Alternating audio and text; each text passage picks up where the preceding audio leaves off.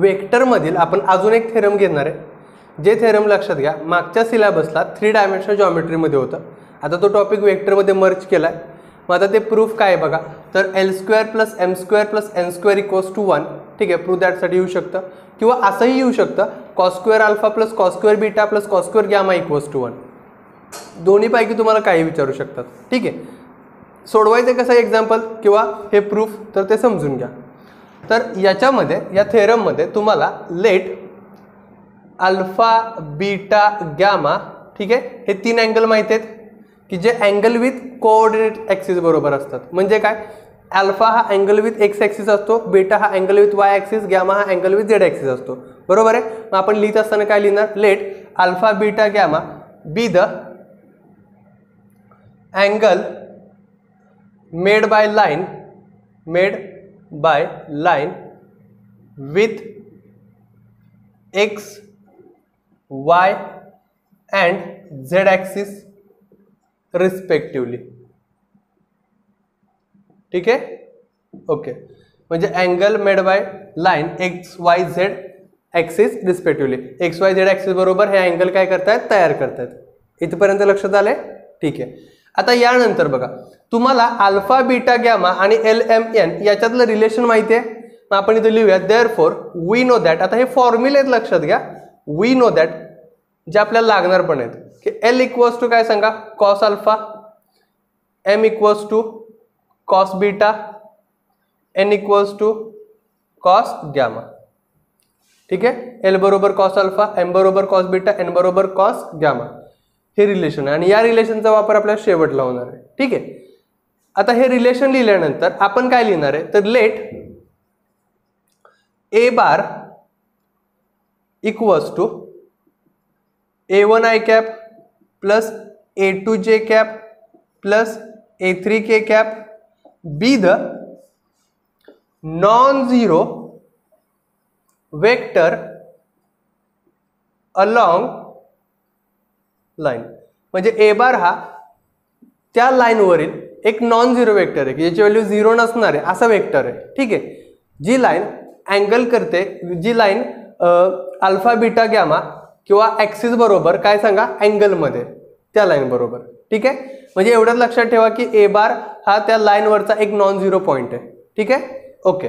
आता यानंतर काय लिहिणार बघा लिहित असताना, तर तुम्हाला माहिती आहे की आता जर हे 3 ॲक्सिस असतील तर ह्या एक्स ॲक्सिसचा युनिट वेक्टर काय असतो, आय कॅप, वाय ॲक्सिसचा युनिट वेक्टर असतो जे कॅप लक्षात घ्या, आणि झेड ॲक्सिसचा युनिट वेक्टर असतो के कॅप.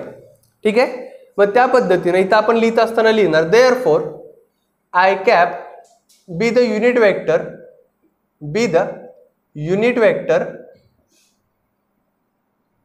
along x axis.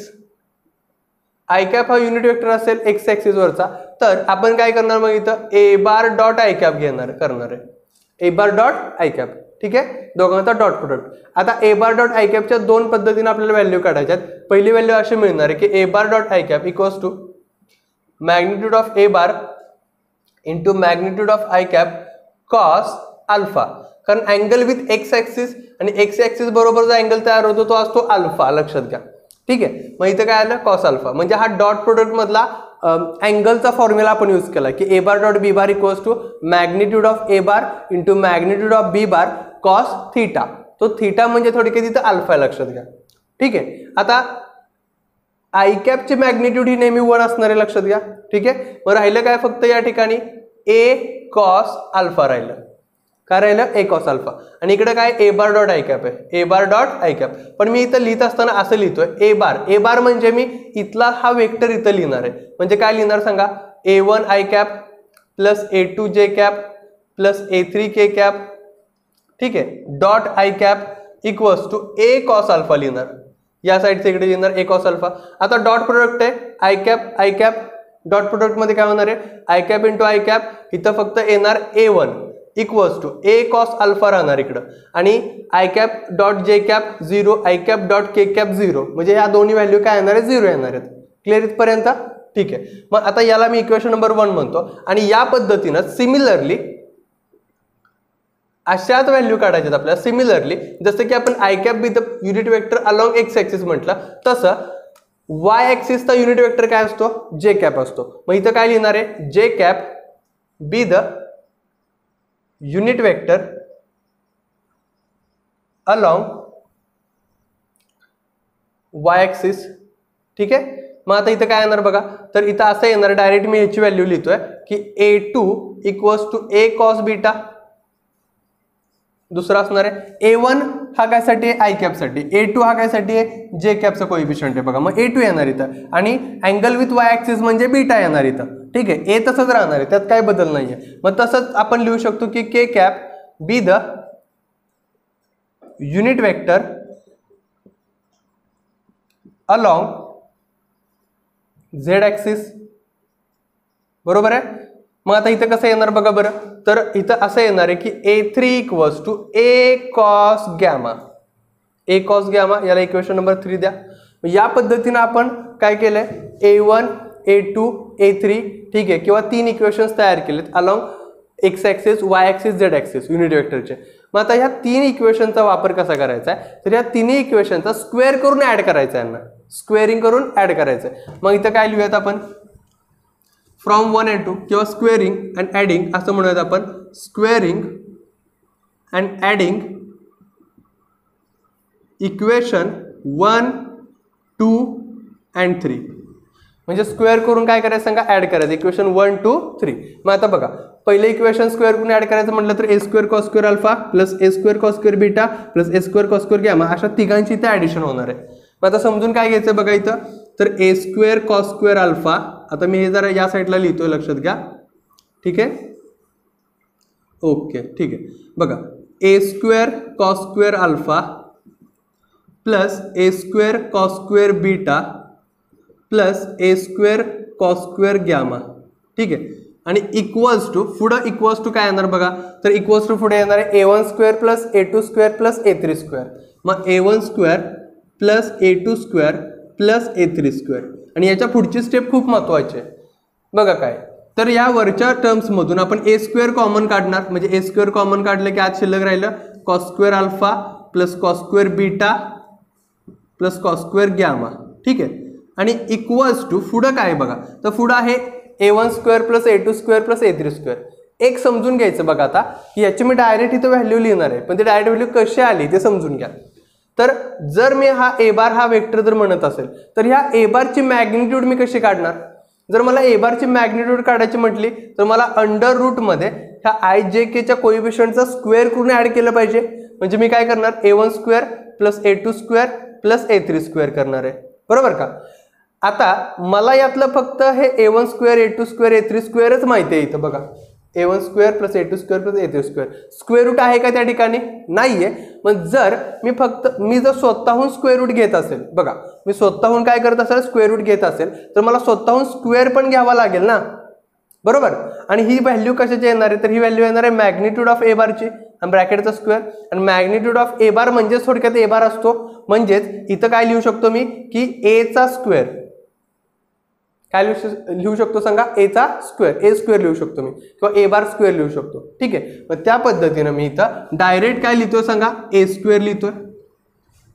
ठीक आहे. आता इक्वल आहे, ह्याच्या पुढे हे सगळं लक्षात घ्या. म्हणजे बघा ह्या A स्क्वेअरला पुन्हा हा A स्क्वेअर काय होणार आहे, कॅन्सल, शिल्लक राहणार 1. मग इथं शिल्लक काय राहिलं फायनली, तर असं तुम्हाला इथं मिळणार आहे आन्सरमध्ये की cos square alpha plus cos square beta plus cos square gamma equals to 1. आणि हे रिलेशन मिळालं आपल्याला पहिलं. मग देअरफॉर वी नो दॅट, आपल्याला यांच्यातलं रिलेशन माहिती आहे ना. मग आपण असं म्हणू शकतो ना की L square plus M square plus N square equals to 1. We know that लिहू नका इथं, वाटल्यास N स्क्वेअर इक्वल्स टू 1 लिहा आणि हेन्स प्रूव्ड. या पद्धतीनं. ठीक आहे. म्हणजे तुम्हाला LMN अल्फा बीटा गॅमा यांच्यातलं रिलेशन लक्षात आले पूर्णपणे. ठीक आहे. हे थेरम तुम्हाला व्यवस्थित कंप्लीट करायचं आहे. यानंतर आपण काय करणार आहोत की या थेरमवरती किंवा याच्या रिलेटेड जे काय प्रॉब्लेम्स आहेत 2-2 मार्कचे, ठीक आहे, जे खूप महत्त्वाचे आहेत ते आता प्रॉब्लेम बघूयात. पण पहिल्यांदा हे थेरम व्यवस्थित लिहून घ्या. आता तुम्हाला होमवर्कला मी 2 एक्झाम्पल दिलेत, म्हणजे थेरम आणि थेरमच्या बेस एक्झाम्पल्स आहेत. म्हणजे बघा 2 फॉर्म्युले आहेत इथं, L square plus M square plus N square equals to 1. हा एक फॉर्म्युला आहे. त्यानंतर cos square alpha plus cos square beta plus cos square gamma, ठीक आहे, हा दुसरा फॉर्म्युला इक्वल्स टू 1. त्यानंतर अजून एक फॉर्म्युला आहे L equals to cos alpha. हे फॉर्म्युले लिहून ठेवा सगळे. हा पहिला, हा दुसरा, हा तिसरा. M equals to cos beta, N equals to cos gamma, ठीक आहे, हा तिसरा फॉर्म्युला झाला. त्यानंतर अजून रिलेशन्स बघा कसे आहेत. तर नेक्स्ट रिलेशन असं आहे की डायरेक्शन रेशोज, म्हणजे डायरेक्शन रेशो म्हणजे ए बी सी आणि एल एम एन यांच्यातलं रिलेशन काय. तर एल बरोबर काय सांगा. तर एल बरोबर फॉर्म्युला असा A upon under root A square plus B square plus C square. M equals to B upon under root A square plus B square plus C square, ठीक आहे, रूटच्या आतमध्येच आहे. आणि N equals to C upon under root काय सांगा. तर A square plus B square plus C square. हे झालं रिलेशन. यामध्ये 2 प्रॉब्लेम तुम्हाला दिलेत. मी अजून 2 प्रॉब्लेम वाढवणार आहे. याच्यामध्ये बघा 90 डिग्री 130/45 म्हणजे अल्फा बीटा गॅमा दिलंय आणि तुम्हाला विचारलं डायरेक्शन कोसाइन्स म्हणजे एल एम एन विचारलंय. म्हणजे काय. तर बघा यातलं हे रिलेशन तुम्हाला वापरावं लागेल. L equals to cos alpha, M equals to cos beta, N equals to cos gamma, ठीक आहे. याच्यामध्ये काय दिलं बघा. A line makes measure of काय सांगा 45 डिग्री 60 डिग्री म्हणजे इथं विथ वाय ॲक्सिस आणि झेड ॲक्सिस म्हणजे बीटा आणि गॅमा दिले तुम्हाला आणि अल्फा विचारलंय. त्यावेळेस तुम्हाला हे रिलेशन वापरावं लागेल की cos square alpha plus cos square beta plus cos square gamma equals to 1. Beta gamma दिलाय, व्हॅल्यू पुट करायच्या, फाइंड करायच्या, 1 मधून मायनस करायच्या, स्क्वेअर रूट काढायचं, तुम्हाला अल्फाची व्हॅल्यू मिळून जाणार आहे, ठीक आहे. आणि अजून 2 कुठले प्रॉब्लेम आहेत. तर क्वेश्चन नंबर 3 बघा. हे प्रूव्ह दॅटचे प्रॉब्लेम आहेत. प्रॉब्लेम असे आहेत sine square alpha plus sine square beta plus sine square gamma equals to -2. हा एक आहे पहिला प्रॉब्लेम. आणि दुसरा प्रॉब्लेम आहे हा cos two alpha plus cos two beta. बघा cos two alpha plus cos two beta plus cos two gamma equals to -1. इथं माझ्यामध्ये +2 असेल, बघूयात एक 2 मिनटं. ओके, +2 आहे आणि इथं -1 आहे. हे आपल्याला काय करायचं आहे, प्रूव्ह करायचं, लक्षात घ्या, ठीक आहे. मग आता हे तिसरे एक्झाम्पल ज्याच्यामध्ये 2 काय सांगा प्रूफ आहेत. आता हे कसं सोडवत असताना तर बघा sine square alpha sine square beta sine square gamma याला रिप्लेस करायचं साइन स्क्वेअर अल्फाला कशानं. तर तुम्हाला इथं ट्रिग्नोमेट्री मधला एकच फॉर्म्युला माहिती आहे, cos square alpha plus cos square beta plus cos square gamma equals to 1 असणार, बरोबर का. मग आता साइन स्क्वेअरला कॉस स्क्वेअर मध्ये कन्वर्ट करू शकता का. करू शकता. कसं करणार.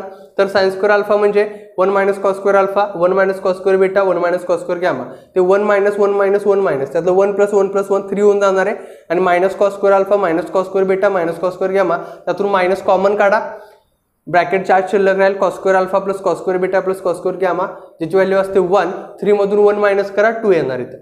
आणि कॉस टू अल्फाचा फॉर्म्युला कोणता आहे. तर कॉस टू अल्फाचा फॉर्म्युला आहे, लक्षात घ्या, 2 cos square alpha -1 2 cos square beta -1 2 cos square gamma -1. Cos two थीटाचा फॉर्म्युला जो आपण वापरतो तो अल्फा बीटा गॅमा मध्ये वापरायचा आहे, ठीक आहे. मग आता हे इथपर्यंत पूर्णपणे लक्षात आलं असेल. हे फॉर्म्युले मेनली लिहून घ्या, लक्षात घ्या हे रिलेशन्स, कारण हा सेक्शनच पूर्णपणे वेगळा आहे, ठीक आहे. आता याच्यामध्ये पण तुम्हाला प्रश्न कसा विचारला जाणार आहे की सपोज याच्यावरती जर तुम्हाला प्रश्न द्यायचा झाला तर आता इथं क्वेश्चन मी अजून एक वाढवतोय 4था की असं म्हणूयात आपण की 2 3 2, ठीक आहे.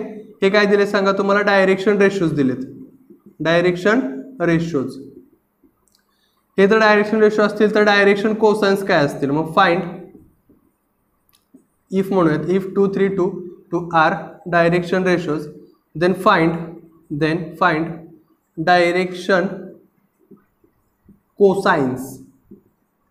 हे डायरेक्शन रेशो दिले असतील तर डायरेक्शन कोसाइन्स कसं फाइंड करणार. मग बघा 2 3 2 म्हणजे ABC ची व्हॅल्यू माहिती आहे तुम्हाला. मग इथं तुम्हाला काय करायचं आहे, फक्त LMN आणि ABC मधलं रिलेशन फॉर्म्युला पाठ करायचा आहे, त्याच्यामध्ये व्हॅल्यू पुट करायच्यात, आन्सर फाइंड करायचा आहे. म्हणजे आता तुम्हाला ह्या फॉर्म्युलांचा वापर आणि एक्झाम्पल्स लक्षात आलेत पूर्णपणे, ठीक आहे. याचे आन्सर्स मला कमेंट सेक्शनमध्ये नक्की कळवायचे आहेत, ठीक आहे.